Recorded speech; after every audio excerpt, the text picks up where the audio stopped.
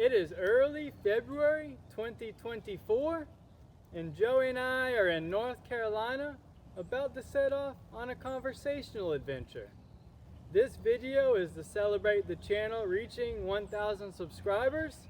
Big thank you to Joey for hosting the session today, and a big thank you to all the viewers who got us to this point, and thank you to those who submitted the questions. We're going to have some fun running through these answers for a little bit. Yeah, we will. It's time to hit the questions. All right, Layne. Countless trips under the belt, lots of good times to be had. Yes, Let's sir. get right into some questions. This comes from Caveman. Any helpful tips you can give on planning a multi-day hike will help me a lot. I want to venture out a little more. I want to go to South Mountain State Park, spend at least 3 days there. Awesome. A good question, Caveman. Thank you. And I like to hear that you're looking to venture out a little more, check out some new ground. We love it. Get those multi-day trips under your belt. Joey and I both know that South Mountains is a great place to go for a 3-day trip. It's a great place to go for a beginner backpacker or a solo backpacker. Lots of amenities there. The campsites are designated. The trails are very easy to follow. So SOMO is a great choice, Caveman. Smart move. Whenever I'm thinking about planning a multi-day trip, I kind of have a 3-step process that I like to follow. The first is to learn a little bit about the area itself. So for something like SOMO, there's a state park website. You can go onto the website, you can take a look at the map, you can read about the trails, just kind of get a general feel for the area and what's available there. My second step will be to then pull up online mapping like Caltopo or break out the paper map and start to just sketch out a general route that kind of fits the days and the mileage that I want to do. So if I was going to South Mountains for 3 days, maybe I'd look at doing a 15 to 20 mile trip. And so I just get a general outline of that 15 to 20 miles in the trail system so that I have an idea of kind of all that's out there. My third step will then be to break that big general route down into the days. So I'll start to do some more research on camping, on water, on attractions, and line up that whole general, 15 to 20 miles, break it up into days, and then get my campsite set up. And once I go through those 3 steps, I have a good knowledge about the area. I have a good understanding of how far I want to go on the trip.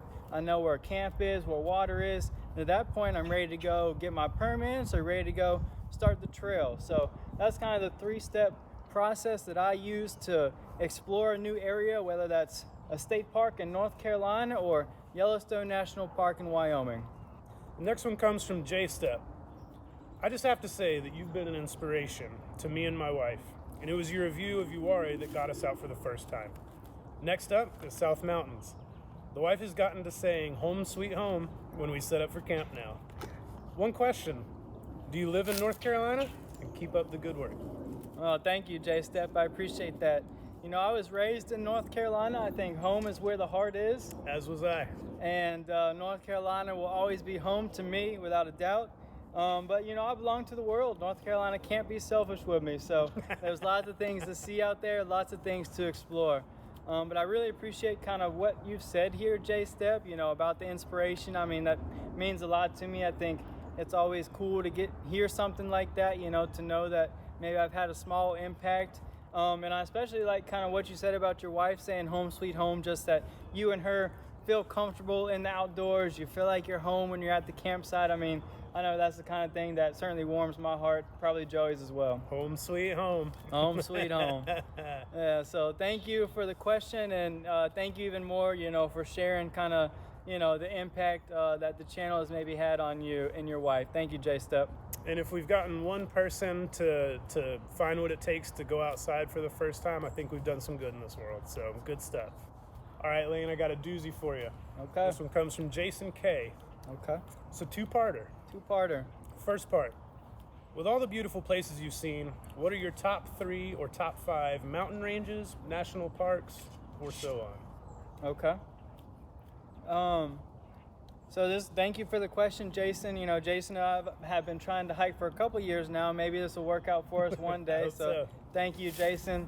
Top 3 or 5 areas. So there's kind of 3 areas in the country that I really love at this point in time and that I like to spend a lot of my time in. That's the Southern Appalachians, which is my home. You know, it certainly feels like home out here. This is where I grew up hiking, where I cut my teeth. So it's a classic. I love exploring these mountains, the greenery, the sights, the water, waterfalls, all that kind of thing. I love it here in the Southern Appalachians. The second place that I really love is the desert Southwest. It's just the exact opposite of the Southern Appalachians. You go from green to brown, from wet to dry. So I've really gotten to fall in love with the Southwest over the past couple years. Different places in Arizona, of course the Grand Canyon, all the Sky Island ranges that are out there in the Southwest. I love those. In the past I've explored the Chiricahua Mountains, the Superstition Mountains. Coming up this spring, I'm expecting to spend some more time in the Southwest. Hopefully be checking out some more of those Sky Island ranges, maybe the Galliuros or the Santa Ritas. There's a lot out there to see. He asked for 3. And so I'm so cheating. much to explore. I'm cheating. I'm doing areas. So the third main area would be the Northern Rockies, from kind of the Wind River Range in the south, encompassing Yellowstone, up to Glacier in the north, and then Idaho out in the west. You know, that's really probably the area of the country that, you know, captures my imagination more than anywhere else. It's so wild. It's so big. The wildlife is dangerous. There's lots to see and lots to do. So a couple areas, like I already mentioned, that I love out there: the Wind River Range, of course Yellowstone National Park, the Tetons, Glacier. I hope to do some more exploring in Wyoming, Idaho, and Montana in the future as well. I hope that narrows it down for you. It's a big world out there. That was fantastic. Part 2. All right, part 2. Also, my wife wants to know your pick for a backpacking trip in North Carolina. We live in Colorado and have only backpacked in the West and might explore in your home area one of these years. She likes waterfalls, rivers, lakes, but not tons of elevation gain. Okay. Yeah, definitely come out to the east. It's a little different hiking than the west. A little bit. Very beautiful. Like I just went through the last question, I love different ecosystems and environments. So I highly recommend, you know, coming out here and checking it out. Now, in terms of a place that's mostly flat, that has lots of waterfalls and water features. It does seem like there's something right there. Anything right? come to mind in North Carolina? Yeah, I feel like there's something. I'm having a hard time getting a beat on it right now. Wolfville or something? Wolfville, or is it Polar Bear City? It's Polar Bear. It's not quite that. It's something close to that though. It's is it Porcupine Cove? Porcupine Cove. Panther Town. Panther Town. Panther Town. Of course. Panther Town. So obviously Joey and I are just kidding. We both love Panther Town. I still remember the first time I took Joey out there. He immediately went back for another trip right afterwards. A month later or so. If that tells you how special Panther Town is, that's it right there. But Panther Town really, you know, matches your request here, your wife's request here, Very Jason, much so. pretty much to a T. Yes. It's a mostly flat valley. Of course, there are climbs there. You can get up to some nice views, but it is just waterfall central. It is located in one of the highest concentration of waterfall areas anywhere in the country, on the edge of the North Carolina mountains, and you can go out there for a couple days and you can see multiple awesome waterfalls each day. There are also some great forests, really great streams. There's some big views, some granite domes. Some people refer to Panther Town as the Yosemite of the East. I do. I don't necessarily like comparisons like that. I think it takes away from how special Panther Town is and how special Yosemite is. But it just kind of gives you an idea of maybe what you'd see out there. So it's a ton of exposed granite and stuff like that, so I kind of get where the name comes from. But it's you don't have to be a triathlete to hike around out there and see some really amazing stuff. So Panther Town's absolutely in my top 5 places here in North Carolina. Definitely matches your wife's request, I think, dot for dot. Yep, I'd say so. Panther Town. Right on. All right, so this one comes from Joshua S. What is your favorite 3-day, 2-night backpacking destination in North Carolina? Okay, favorite 3-day, 2-night backpacking destination in North Carolina. Good follow-up from the last question. Good segue, Joshua. Thank you for that.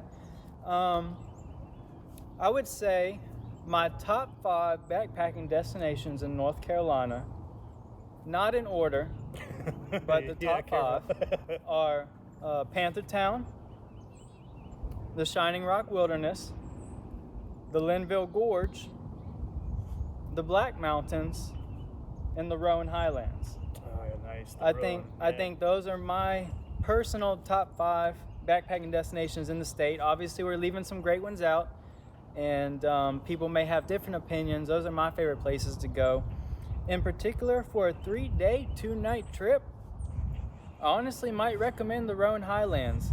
There is an out and back from Carver's Gap to Big Hump or Doll Flats, however far you want to go. That takes me 3 days. Lots of people do a straight shot from Carver's Gap to 19E, but I prefer the out and back because it brings you across the Balds 2 times. And for anyone who spends a lot of time up in Rowan, you'll know that it's called Cloudlands. And if you have a 50-50 shot at walking through, maybe you'll get sun, maybe you'll get clouds. So an out and back kind of doubles your chances of getting the good views out there. So this next one comes from Matt B. It's another 2-parter. Okay, 2-parter. First part, here's a question. How do you balance backpacking with work and your real life commitments?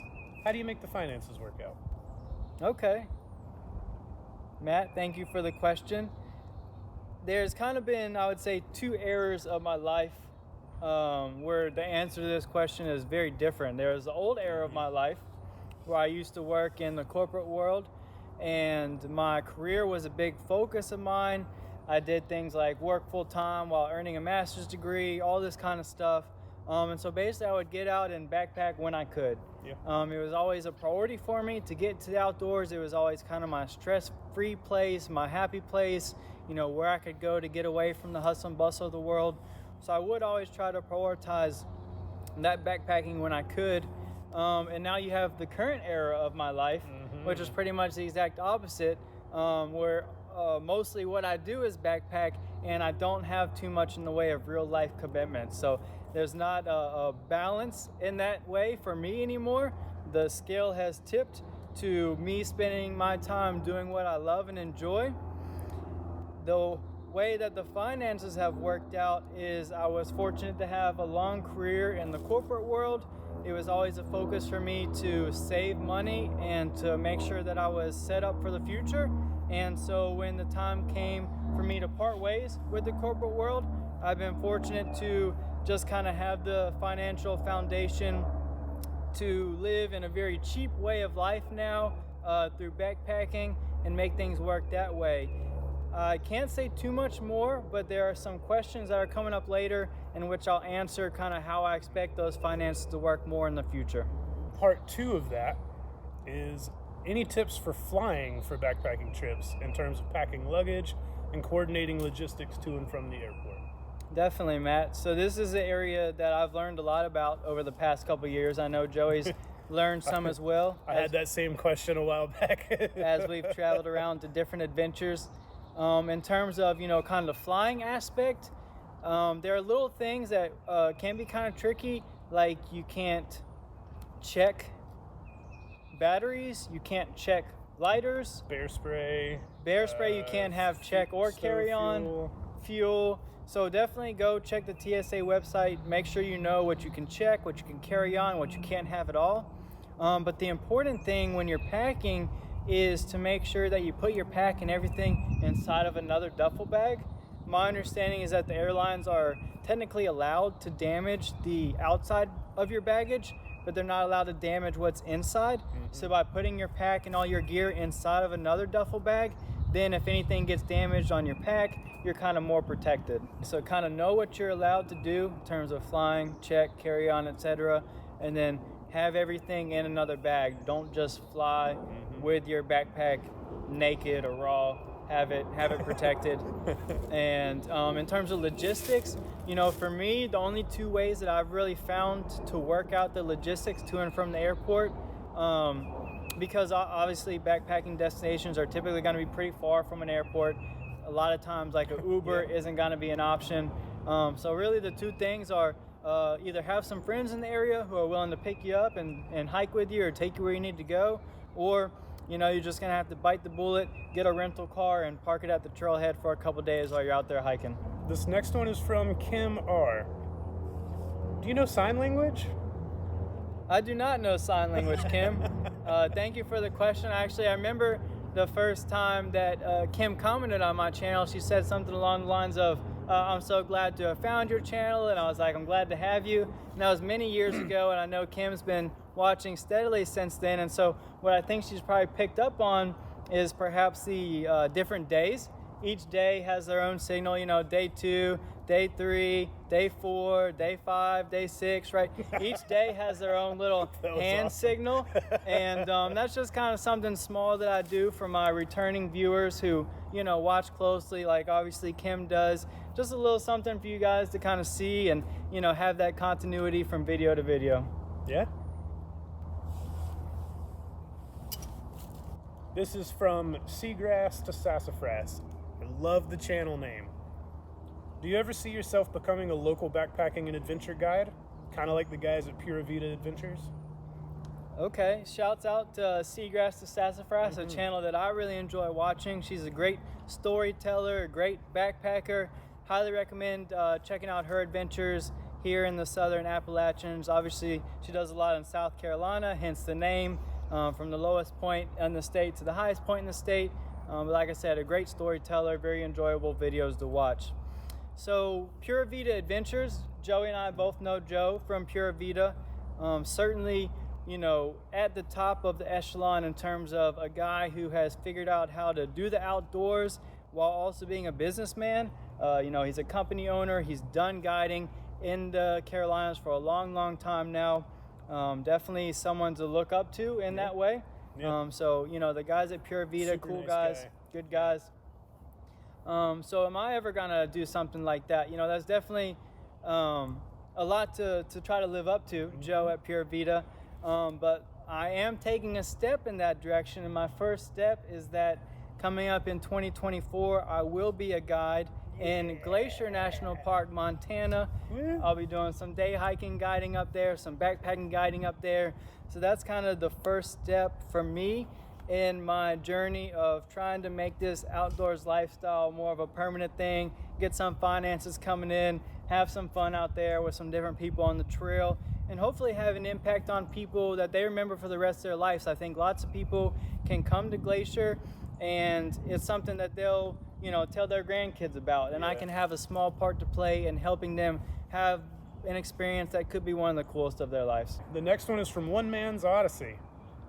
You said you were backpacking full-time this year. Are you going to try to do that every year? Yeah. So this is my buddy Nate from OneMansOdyssey. Nate and I have a backpacking trip planned in New Mexico this spring. I didn't know anything about New Mexico until I started to watch Nate's channel, and now I'm thinking I've got to get out there. It's a beautiful state. It has a lot to see. Definitely go check out OneMansOdyssey for some good Southwest hikes.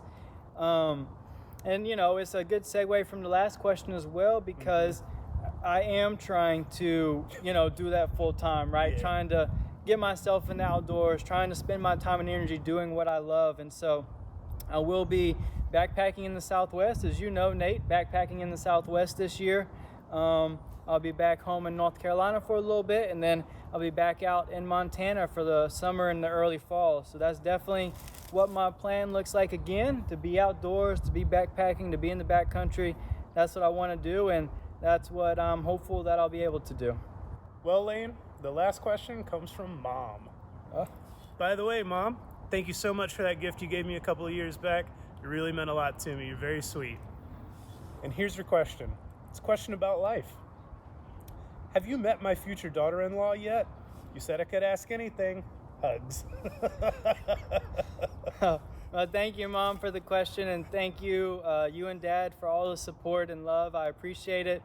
I have not, as far as I know, I have not met your future daughter-in-law yet. And if or when I do, I don't expect that you'll learn about it through YouTube. Thank you for the question. And like I said, thank you for all the support. All right, my man. It has been an awesome 11 questions. Good stuff from everybody all around. It's been fun to talk about. And I've got my wild card question coming your way. A question that I have not seen in advance that's coming right off the cuff. Let's see what you got, Joey.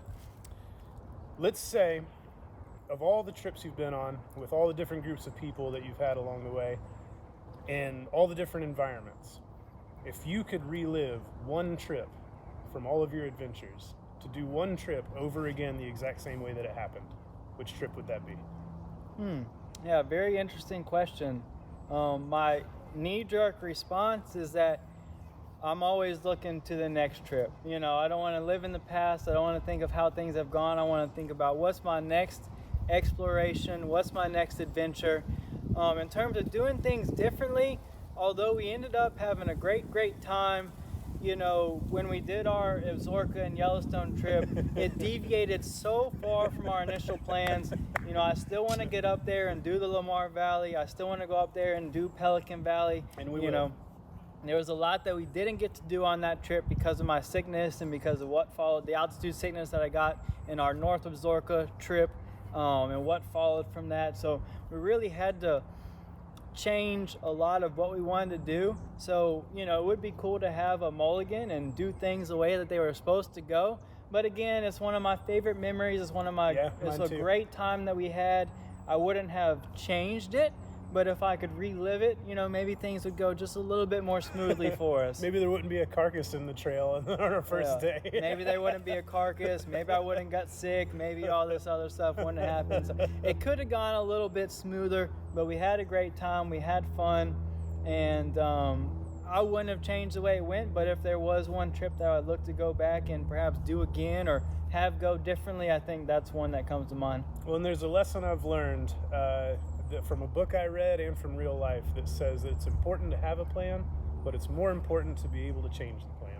And we certainly did that on that trip. So we did. I like your answer. Good stuff. The quote intro for that trip is from Mike Tyson. Everyone's got a plan until they get punched in the mouth. And me in particular, got punched in the mouth on that trip, and we had to make the best of it. Great time. But I still hope one day that we'll get to go out and do the Lamar Valley and Pelican Valley like we had originally planned. We're going to make it happen. I'd like to do that. Sweet.